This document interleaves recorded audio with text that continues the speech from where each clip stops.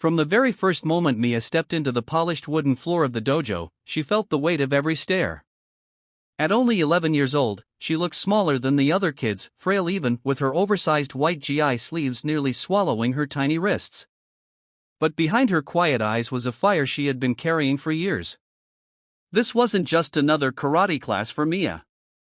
It was the first real test since that day when her father, who had always been her hero and biggest cheerleader, passed away suddenly. He was the one who used to hold the punching pads in their small backyard, laughing every time she tried to mimic Bruce Lee's moves. Without him, Mia felt like her confidence had crumbled. But she had made herself a promise on the night of his funeral: she would earn her black belt one day and make him proud, no matter how long it took. The dojo master, Sensei Haruto, was a tall man in his late 40s with a calm, authoritative presence. He had trained champions across the country. Standing beside him that day was Liam, a 19-year-old national karate champion, his top black belt student. Broad-shouldered, confident, and with a reputation for his flawless technique, Liam was the person everyone looked up to.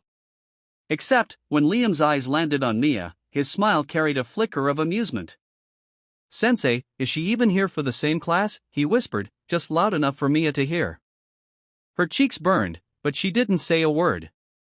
She was used to being underestimated. She had been underestimated all her life: too small for basketball, too shy for debate club, too quiet to be a leader. Sensei Haruto announced that today's session would be a test of forms, kata. Students would be performing in front of the entire class, and advanced belts would give constructive feedback to beginners. Mia waited in the back, watching as other students performed. The older ones drew applause, their sharp movements slicing the air with confidence. Then, halfway through the session, Sensei Haruto called her name. She stepped forward, her bare feet cool against the smooth floor. Liam leaned against the wall, arms crossed, clearly not expecting much. "Whenever you're ready," Sensei said gently. Mia closed her eyes for a moment, breathing in deeply. She remembered her father's voice, steady, warm. "It's not about strength, Mia. It's about focus. Precision. Spirit." When she opened her eyes, something shifted. Her stance was solid, her posture unshakable. Then, snap, her first move cut through the air with such speed that even Liam straightened up. The room seemed to fall silent as she flowed from one movement to the next. Each strike, block, and turn performed with flawless control. Her small frame moved with the grace of a dancer, but the power in her motions was undeniable. By the time she executed her final move, dropping into a deep stance with a controlled shout, the room erupted in stunned applause. Liam was the first to approach her. "Not bad," he said, but there was no longer a hint of mockery in his voice. "Actually, that was incredible." For the rest of the session, something unexpected happened. Liam asked to train with her. At first, it was awkward. He was used to leading, and she was used to being ignored. But as the days passed, they began to challenge each other. Liam taught her advanced techniques, Mia taught him the value of patience and precision over raw strength. Still, Mia's journey wasn't smooth. Some older students whispered that she was too new to be taken seriously. Others doubted she could handle sparring matches. In one session, she was paired with a boy twice her size who, mid-match, knocked her hard to the ground. She fought the tears threatening to fall and stood back up, refusing to quit. That resilience began to change minds. Months passed.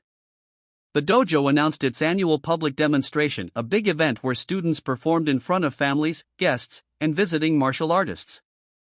The highlight was always the black belt versus rising student challenge match. To Mia's shock, Sensei Haruto selected her to face Liam. "Sensei," she whispered afterward, "I can't beat him." He looked at her with the same calm eyes her father used to. "It's not about winning. It's about showing the world your spirit."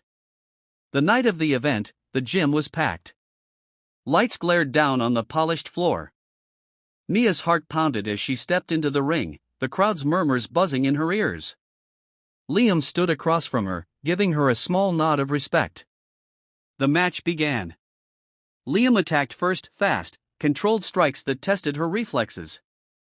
Mia blocked, countered, and moved with agility, each motion sharper than the last.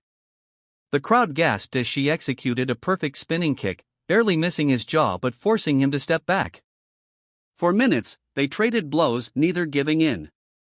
Mia's breathing was heavy, her legs aching, but she refused to falter. Then, in a burst of instinct, she used one of her father's favorite moves, a deceptive low feint followed by a swift upward strike. Liam stumbled, regaining balance just in time to block, but the crowd had already erupted. When the final whistle blew, there was no declared winner, just two martial artists bowing to each other, united by mutual respect. After the event, Liam patted her shoulder. "You proved me wrong, Mia. And I've never been happier to be wrong." Mia smiled, but it wasn't about proving him or anyone wrong anymore. It was about proving to herself that she could. Her father's words echoed in her heart: focus, precision, spirit. And now, she knew she carried all three. Final message for the video. To everyone watching this, remember, you don't have to be the biggest, the loudest, or the strongest to make an impact. Sometimes, the quietest person in the room is the one with the fiercest spirit. If this story inspired you, I'd love to hear your thoughts. Comment below with the biggest challenge you've ever overcome, and how it shaped you. Your story might inspire someone else who needs to hear it today.